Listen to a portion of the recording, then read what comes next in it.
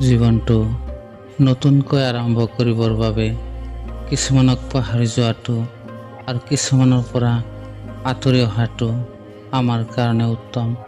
জীৱনত কি পাইছোঁ, কি হেৰুৱাইছোঁ, তাতকৈ বেছি প্ৰয়োজনীয় জীৱনটো কেনেদৰে জীয়াই আছোঁ। যদি জীৱনত কিবা শিকিবলৈ চেষ্টা কৰিছে, তেন্তে নিজে কৰা ভুলসমূহৰ পৰা শিক্ষা লোৱাটো অতি দৰকাৰী। জীৱনত পাৰিলে পানীৰ দৰে হ'বলৈ চেষ্টা কৰা।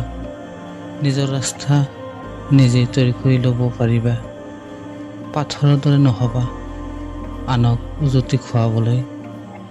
আমাৰ জীৱনত আনক ক'ব পৰাকৈ এটা গল্প থকাৰ প্ৰয়োজন। সেয়া সুখৰ নতুবা দুখৰ। কঠোৰ পৰিশ্ৰম কৰিলে আৰু নিজৰ ওপৰত বিশ্বাস ৰাখিলে যিকোনো পৰিস্থিতিৰ সৈতে সংঘাত কৰি জয়ী হ'ব পাৰিব।